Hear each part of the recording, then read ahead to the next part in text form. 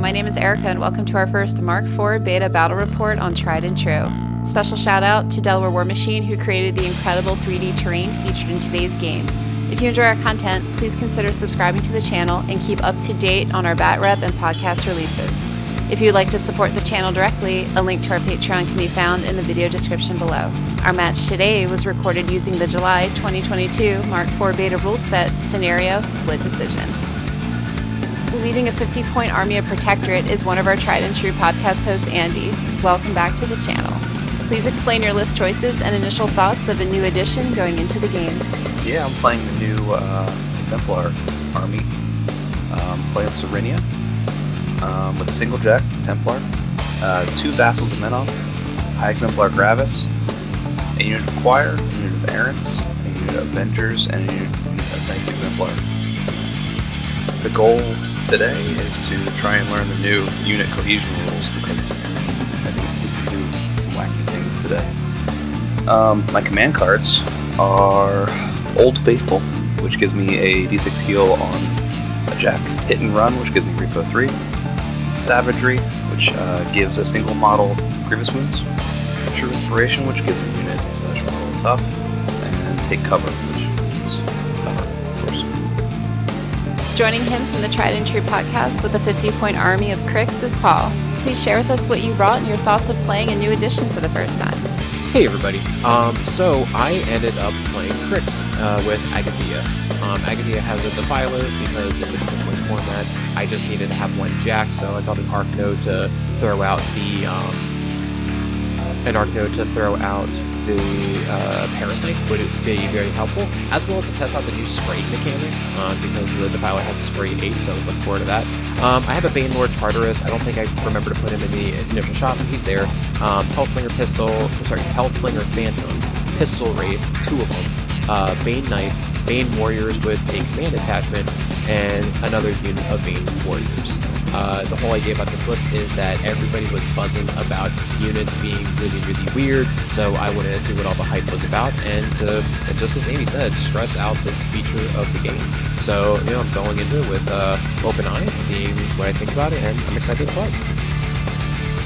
Can Cyrenia, along with an army of Exemplar Knights, withstand the forces of Undead under the command of Bane Witch Agathia? Let's get to the table and roll off. So here's us talking about the terrain. So I think we should just talk about the elephant in the room, which is the giant obstruction in the middle. Do you want to go ahead and talk about that? Welcome to the brave new world. I know, elevation, dude. So we have a piece of elevation that has, stairs on both sides, a ladder, offers some cover with a catwalk in the middle. We're trying to play with the elevation rules with it, so that's the biggest monumental piece of terrain. Hey Andy, what's that thing in the top left of the table?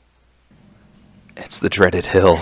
Hills are back, baby. So we have hills, and we have some walls, fours, cloud effects, and a big old obstruction. So I roll and I go first. So I start off by asking threat ranges because of the errants. And then this is where Andy and I are starting to realize the changes of the movement. Because normally, what do they walk? They walk 6 inches, and they threaten how far? Yeah, we immediately get bogged down because, dash is a thing, so he knew that that's a thing. But if they walk, and then the one walks, and then one teleports 2 inches in front of that, then that one can shoot an extra 2 inches for how far they can walk. Yeah, so he had an extra 3 inches of movement, so I was just really confused by this, and it really, you're going to see my turns are really slow because I'm just trying to figure that out and really understand threat ranges. I think maybe over time it'll get faster because I'll understand okay, so it's actually about 15 inches, so I'm not even able to get threatened by them, I believe, on the first turn. So here is me just trying to figure out to do the movement. So the new movement is not double speed. Again, it's speed plus 5. So I move the 1 Bane forward, and then I end up having the 2-inch placement for the rest of the Banes. And I think this is just my old Warmachine habits of being as precise as possible to make sure that, I'm being as clean as possible with my movements. It was interesting, though, because I wonder if I just would run them, if that's kind of similar to where they would end up being. Probably not the ones in the front, but I just kind of shift some guys around and make sure everything's all legal. Having everyone be 2 inches from that initial model is the limiting factor here. It's going to be a very different kind of placement game. Yeah, and I don't know if you see the token that I put in there. The token down there is actually the believe it's infiltration, which gives me stealth for a turn. It just basically allows me to, keep the Banes alive for 1 extra turn. So it's one of those new command cards. I was a really big fan of it. I have the Bane Knights going down the middle. There's a bit of a gap in between the two obstructions, so they go down the middle. And now I have the other Bane Warriors moving. And just for reference for everybody, the Bane Warriors at the top do not have the UA. The Bane Warriors at the bottom do. So, just stressing out this out. The rest of the things I have left is Agathia, the Hellslinger's Phantom, and my 2 pistol rates, and then Lord Tartarus. So this is me just trying to figure out where I want to put the pistol rates. So pistol rate moves over there, and then I have Hellslinger Phantom close to the flag, and hopefully he can be at a spot in the game where he can just kind of stay still and shoot things.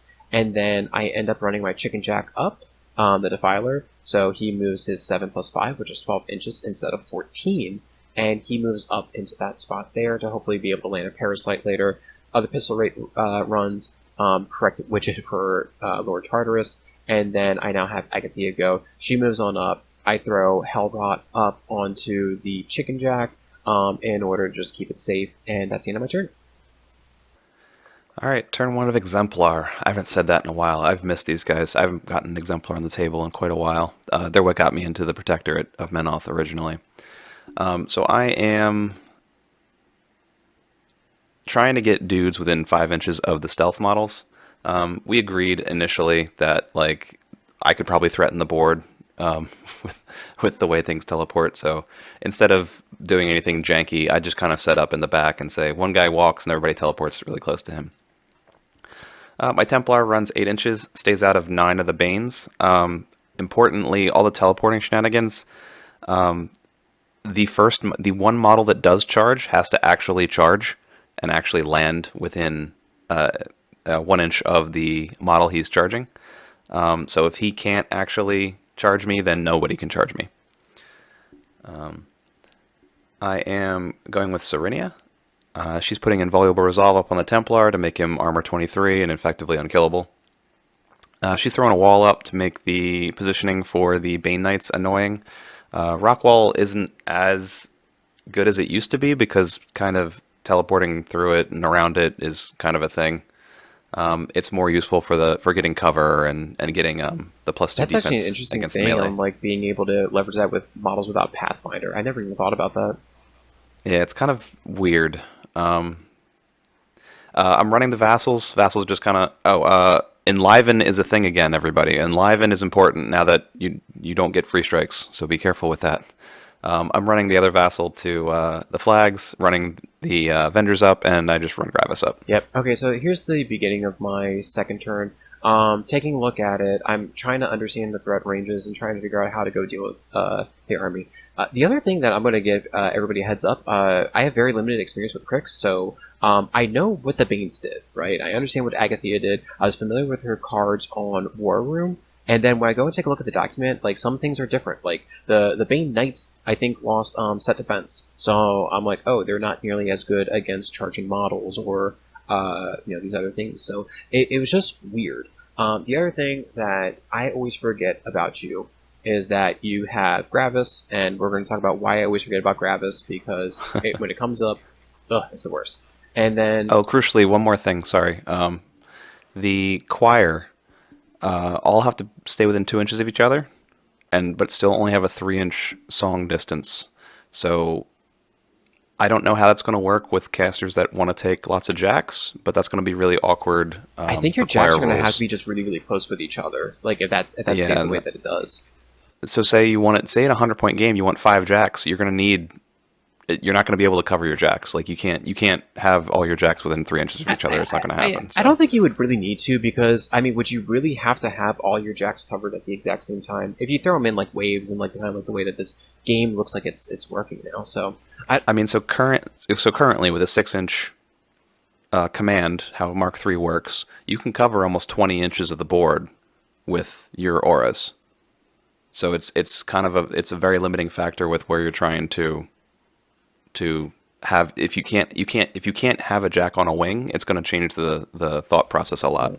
Well, what you can't see right now is that I allocated 2 focus to the Defiler. He's actually like in between that obstruction right there. I had Agathia go, she feeded in order to make the Defiler go up. He's going to go do an awesome spray onto the Exemplars, right? That's what they're called, the guys behind the wall.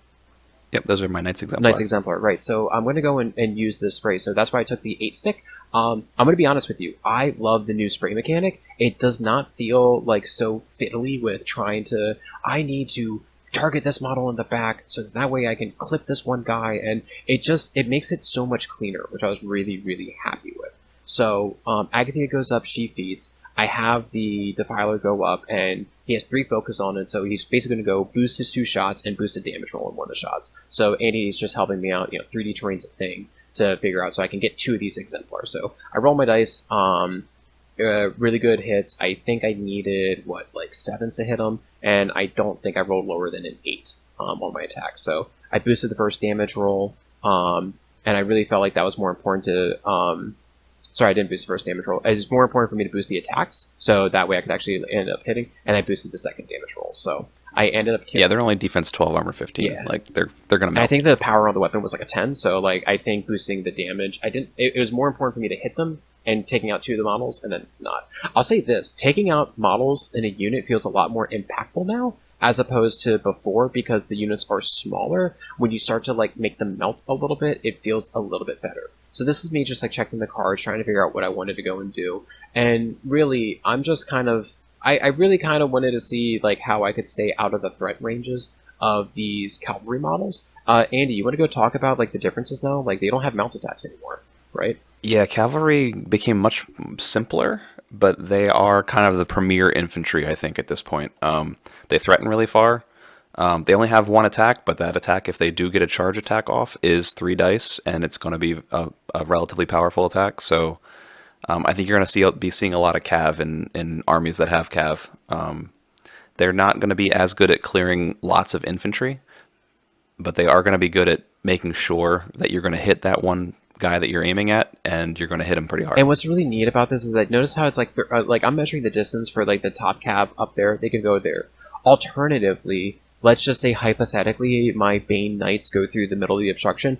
Those cavalry models could then also charge, and all of them would be able to go and hit them. So because of the new movement technique and the new stuff here, it's different. It's a different way to play this game. So it's very janky, just because if one model can see something around a wall and it charges it, that another model can just teleport through that whole building and go on the other side of the wall and just be within 2 inches of his buddy. Yeah, it's a very different world. I think at this point, I ran a Bane Knight to make it so that one of the models would be placed 2 inches to be 4 inches from your flag to prevent you from scoring it.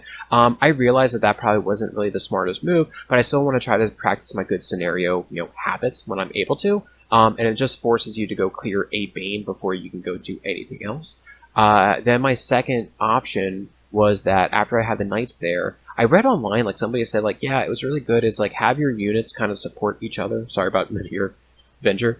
Have your units set up so that one will take a hit while the other ones will then do the second attack. So then I just move these guys to kind of be behind here so they're out of the charge range. And I guess the goal here is that, okay, I don't want Andy to be able to... he's going to either have to go into the Knights or he's going to go into the Banes. I should have something that will be able to, keep them alive. Pistol Wraith goes up. He shoots the Exemplar twice because I want to make it stationary. It's 1 less attack. And what does Gravis do? He has Brother's Keeper. No knockdown or stationary within 10 inches. I hate this rule just because I play Retribution primarily, and I know I had that one Gorshade match. I'm like, hey, here's my, my feat of all your models become stationary if you kill me with a melee attack. And I remember learning it the hard way, and I just think because I don't see Exemplar on the table that often, like I forget that that's a rule on that character. So Paul, you play Ret. You will not see me play Exemplar, do you? Like ever. But yeah, so the other thing is though, Command, it doesn't exist anymore. So I gotta read his car again, make sure the aura is the same size. It was 10 inches, so I think that you were good. So I don't know what it is now, but it was 10 inches, so you're good there. So this is me trying to look at the threat range of your... What is the name of this Jack? The big heavy one? Templar. Yeah, so I'm just trying to keep out of his threat range. So I end up having the Bane Knights... Bane Warriors... Tartar Sauce, Lord Tartarus, ends up going behind the wall trying to keep him safe. And then I have my rest of my Bane warriors go into the go to try to be behind the wall. I'm trying to leverage as much guys behind the wall as possible. I think I get 2 guys there and trying to keep my guys safe. And I have Agathia's feet up, and Agathia's feet up is stealth within her control range. Now she's a 7 focus caster. What is her control range? It's actually 12. And I didn't realize this until after I feed it, because I was like, yeah, they're model / unit. I know that those guys on the bottom left are fine, but the changes to control ranges, it just I wasn't expecting it, or at least I wasn't prepared for it. So Pistol Wraith goes behind the house. Oh wait, they changed her control to 12. Yeah. They ended up mentioning that in the updated rules, that they changed the control ranges of some casters. Huh. You would have thought they would have given her a buff of some kind to compensate for that, because it's just a straight nerf. Yeah, I don't know. It's weird because like she has some really cool, like I love her new that was me like checking thing. I guess they're out of feet range. She has a really cool what is it ever called, like when the warjacks get the ability, I think Death Shadow, where like they become incorporeal after they kill a thing. But the problem is that you have all magical weapons, so it doesn't really make much of a difference. But I thought it was cool because the Defiler ended up becoming incorporeal after it ended up killing your 2 errands. But you're right now measuring the distance between the errands, so I'll let you get to your turn. Yep. So I think I'm going with Cyrenia early.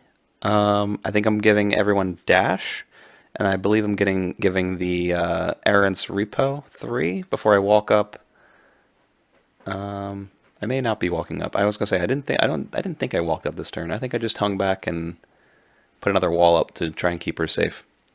Crucially, you've made the Knights Exemplar very upset, so they are going to charge your Lightjack. One charges your Lightjack, the other 2 will teleport within 2 inches of the first one, and now they're all invisible to the screen. The difficulty is a 3D terrain. Yeah, no, it's rough. They're all mat 7. I need 7s to hit, and I didn't realize that my box was off screen. Oh, there we go. Somebody's helping me out. And I believe your first attack, you ended up cranking damage into the Chicken Jack, where I think you like half killed it, but then your second attack, I think you ended up missing it, if I remember correctly. There were 3 guys. I think I hit. Oh yeah, I snakes that last one. Okay, yeah. It's a 50-50 to hit. And then I used my command card to give my Knights Exemplar repo 3. And since there is no free strikes in this game, I repo one of them to within 4 inches of your flag, so I can contest it. I think I'm going with a vassal right now and just trying to zap off a knight. Yeah, I think you were trying to sit on zap that off flag and zap dudes in the back here. Yep, I remember that. Mm-hmm. Oh, this was me saying, oh, that whole time I meant to give them Repo 3 from Cyrenia, and I think you allowed me to do that because we both don't know what we're doing right now. Look, this was like a learning game. I'm not trying to be all cutthroat, like, oh, you forgot your stuff. It's fine. I was okay with it. I'm going to go walk up with Gravis, and he's got 2 souls on him from you killing his friends, and he's going to kill the other 2 knights that are standing over there. The vassal went and cast... Is it Enliven? Enliven on the Templar. And I think now that the way is clear on the other side of those containers, we charge up with the Avengers. I think we take a minute to discuss here who gets 3 dice to hit and who doesn't, because it's not the target that you charge, it's if the teleporting model is engaged with the same model with any of the same models that the charging model engages, then it counts as a charge attack. Yeah. So, like, as long as you're engaging with a thing, if you have a model swinging on it, it counts as your charge target. I don't know if this is done intentionally. It seems a little bit weird. It makes sense for like how old units used to work, where you have them charge up and it's like they can go charge those, they can charge different things that are in there. But it just feels a little Crucially, I think the wording should change because a knockdown model can't be engaged, so you physically can't charge a knockdown model, which is weird. I don't know if that's intentional or not, but it's just a weird piece of the rules that don't seem to make sense right now. Yeah, the beta. Again, the we're in beta, document so was just really hard to digest. I mean, like there's a lot of stuff, but we end up finding out that yep, the charge works out. So you get your 3 dice and you murder all the Banes. And then we repo 3 because Cav still has repo. They also have Unstoppable, which is essentially parry in this in Mark IV. It allows you to walk out of combat without losing your combat action. Very strong. I think out of combat activation is absurdly strong right now. I am walking up with my errants. They're all teleporting within they're all teleporting forward of the guy who walked, so I get a little extra range on my crossbow attacks, and then we just start shooting. And yeah, and then again, because I position my guys like, you know, old-timey Warmachine that I'm behind this wall, but I guess because you have the extra movement, you're able to kind of maybe potentially not get the wall bonus, so this is me forgetting. Yeah, normally walking 5 inches isn't very far, but when you can walk 6 and then teleport another 2 and 3 1/4, basically 3 3/4 or something like that, whatever the base size is, it's pretty crazy. And now we repo 3. This is where I started to kind of lose it. I'm like, this does not seem right. Look at my cohesion. That I don't get it. Like, and I'm trying to figure out like what's actually being engaged right now, how I can end up like getting out of it, the engagement. It's weird. Yeah, since there's no cohesion in the game, you can't be outside of cohesion. So there's no, hey, I'm not within X amount of my leader, so I don't engage you. Because I'm not in cohesion. It's just everyone always is. Yeah, so at this point, this is where it's my turn to go ahead and start to clear off my stuff. So I think at this point, we're like looking up one of the rules. I don't remember which one it was. I think it's about charging outside of combat. Yeah, because it's like if you're engaged to begin with, you cannot charge at something that's outside of it, but another model that isn't. It's really. I'm a very visual person. Full stop. If you're engaged, you cannot charge now. Okay, but then what about the models that are behind it that aren't engaged? It's not entirely clear. It's very so I'm going to be honest, the way units work right now doesn't feel I don't want to say realistic, because I like in war games to have, you know, physical objects moving over a physical terrain and have that all make sense to me. With all the teleporting going on, it's a little it's okay. It's a little goofy. It's okay. It's different. It's different. What I can tell you is that I have a really cool turn with Agathia, and I don't think you mentioned that you feeded last turn, so all your guys are extra defense with the more reposition. Oh yeah. So she had a control range of 12 inches that did not change. So she's still a focus 6 12-inch control range caster. So everybody within 12 inches now has +2 defense, and if you kill a dude, somebody else gets to walk 3 inches, more out of activation movement. Yep. So what I end up finding out is that we end up finding out how charges work. So I believe I start off, I don't remember if it's Agathia first. Agathia is in range to go hit 2 of your last exemplars. I'll say this, I really like the no facing, because I was able to engage both of them. And it was really, really cool. So this is just me making sure that if Agathia gets in there, will she just get killed by your Jack? Luckily, I mean the Jack who can't fit under the catwalk up there? Yeah. We ended up finding out that the Jack, is he 2.7 or 3 inches? Whatever the volume of the Jack is, he's actually higher than the volume of the catwalk. So we end up deciding that he can't actually walk underneath of it. Like at one point, I think we end up like measuring it to go take a look, and it was just interesting. And I don't know how that ends up working with games going forward when you put 3D elements on the table. It's wonky. Yeah, so I believe at this point this is just me trying to figure out what how I'm going to go about my turn, because what's important about the charging thing is that the Banes in the top area, your Avenger that's up there, like all the way up there that we can see in the camera by that rock formation, he's out of your feet range, so I want to charge him to try to kill him so he's not at high defense, right? Importantly, the Lance rule is gone. Yeah, it's really there is good. No more Lance rule. Yep. So he always is engaging you at 2 inches. Yep. So what I end up doing is I have my Bane, because Ghostly is basically acrobatics at this point. it moves through the model. So this model wasn't engaged with that Venger. So I say, okay, he's going to go charge this other Venger that's in the back, who's behind the behind that big obstruction right there. So he charges here, and then while the other ones have to teleport to still be within range. So the ones that were engaged, I kept them engaged with the first exemplar, and then the other ones I just had them go charge at the other one. So, and I don't know if that's how. Yeah, and this is weird because physically they can't charge, but did they charge? Can they still make their attacks? I don't even know. I don't know, and it's weird. So I think I end up. I don't remember. Do I kill the one that's... one of these guys get removed. I know I kill a Avenger on this turn. I don't remember if it was the one under feet or the one outside of feet, but they're like armor... Yeah, I think you kill one of them. Yeah, they're like armor 18, so I'm basically power 13, so it's the one behind it. There you go. So then I clock it to you because you get to go move your 3 inches.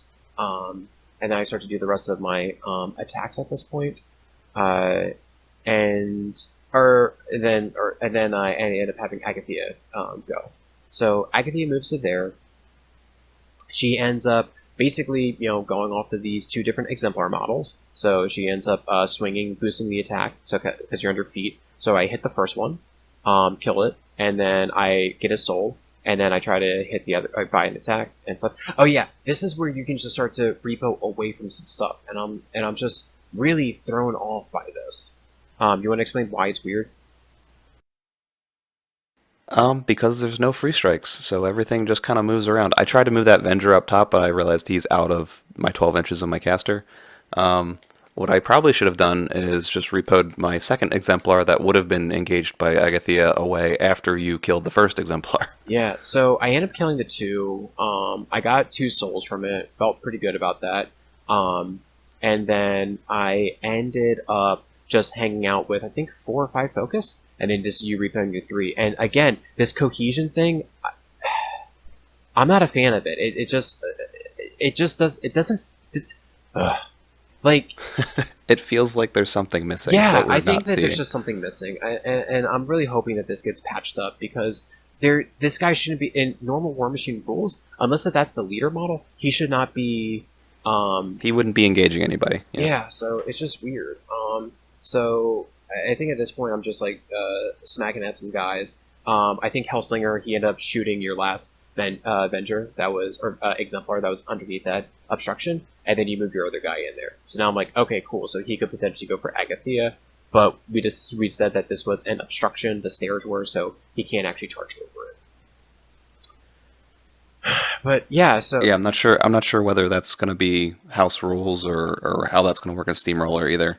Whether that entire stairs is going to be impassable terrain. You're going to have to make sure you have a conversation with your opponent to make sure how you want this to go work. So I think at this point, I'm just having the knights move, and they're just trying to be within 4 inches of the flag to prevent you from scoring.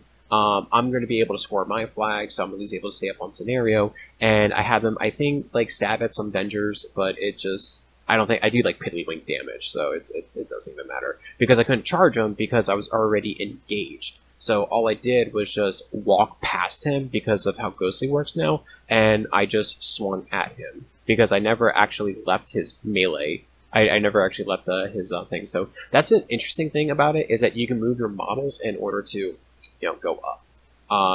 Yeah, you can always. It is a little bit weird because you can just freely walk behind people, and as long as you stay within their engagement range, it doesn't really do a whole lot to prevent you from doing that. This is where I throw the Pistol Wraith up onto the elevation, and the goal about this is that I kind of want the Pistol Wraith up there to kind of threaten the board.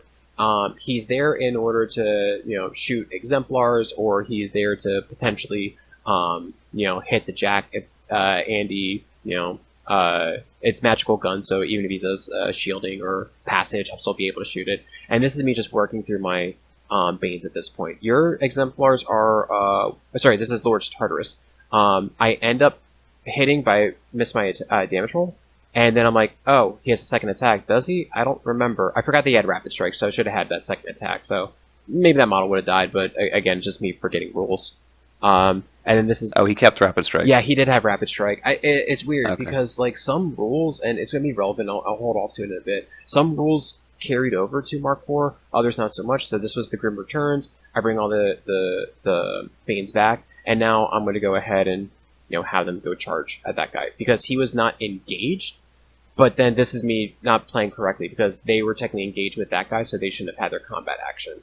And then these other guys, I think I brought them in, but they shouldn't have had any combat actions either because they were just brought in that turn. So I'm just... Yeah, at this point, this feels really strong to me, and I think it's just because this isn't how it's supposed to be working. Yeah, but I mean, even then, though, the fact that I could, like, move past and then, like, have these models potentially teleport to be able to swing at your support line, it's really hard to keep support pieces alive. I mean, how I ended... That errant in the lower right's like, hey, wait a minute, I was...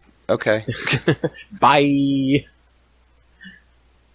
So you're just moving more errands around and stuff, and again, like the direction of where these guys are, it just still feels very, very weird. I'm taking a bunch of attacks I shouldn't have been. Again, learning game, trying to figure everything out. Rules were just kind of forgotten, so you should just disregard anything. I think thankfully I didn't hit anything else, so it didn't matter. Now it's your turn. Yeah, Mat 6 is still Mat 6 apparently. So, I have a ton of Banes in my face now. I think the UA I for the forgot Banes... about this. 1 second. I end up using the card of the reposition, so I got to go do my reposition 3. No, you were like, hey, you've been doing bullshit this whole game, so now I get to be wonky. And then, again, I look at it, and I was talking to Dan about this. It was kind of neat of, like, a Repo 3 of, okay, I swing at you after I charge and then repo away. That feels right. But what's happening with your errands just, I don't think it does. It doesn't feel right. Like, so, at least on how the reposition rules work right now. Yeah, it's very strange because the default rules are you have to be within 2 inches of a central model. It's really limiting if you don't have any of this out of activation movement. It's really very much a game of haves and have-nots when it comes to this. I'm gonna go with Gravis. He's full up with 3 souls, so he's gonna go to town on a bunch of dudes. There's probably like 2 or 3 knights back there that I'm gonna go beat up. Yeah, you're just killing all my knights that are back there.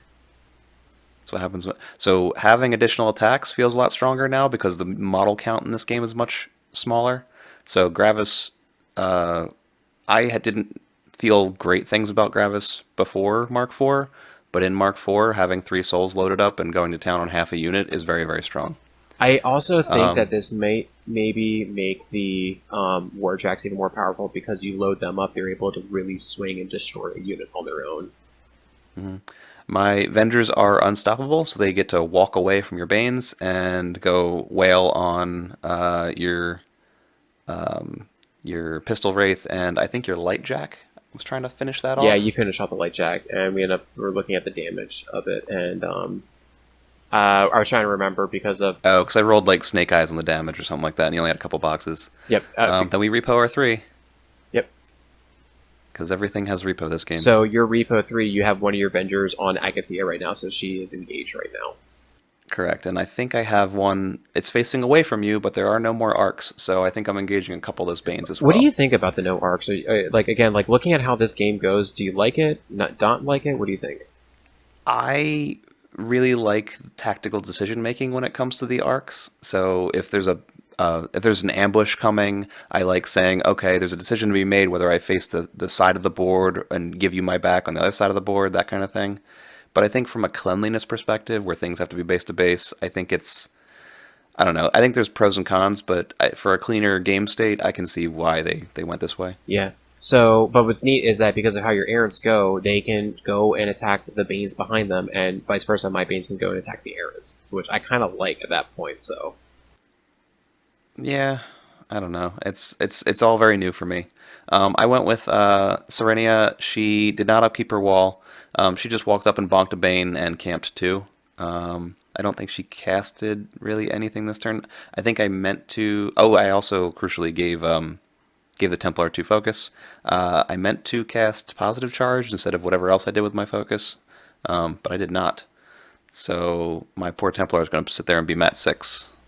It's okay, I'm only defense 12. I think you got this. Needing 6s is hard. Hey man, I think we're rolling 5s. So. Yeah, I know. I think we're discussing... Oh, I think we're discussing more errant jank. So here's the weird part.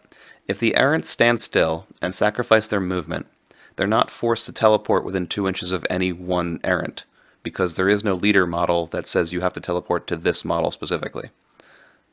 So if I give them Repo 3, and then they sacrifice their movement to not move, and then either shoot or swing, and then Repo 3, can they continue to teleport away from each other 3 inches every turn until there's no more board space left? I mean, it's almost a meme at this point with what's happening. And I think we're discussing that at length because neither of us can find anywhere in the rule book that says I can't do this, but very clearly this can't be intentional. Yeah, I really feel confident this is going to be fixed like post beta. Like I'm pretty certain that the designers or playtesters or whoever are going to look at this like this is not how we intended this to work. Like this needs to be fixed. Mm-hmm. So they're standing still. They're going to be rat 8, I think. And I think they miss a couple times, and then you tough roll a couple times. That guy swings in melee. The guy in the bottom swings on Banelord Tartarus. I don't think he kills him, but I think he takes a couple points of damage. I think you left him on 3. Yep, and then we repo our 3.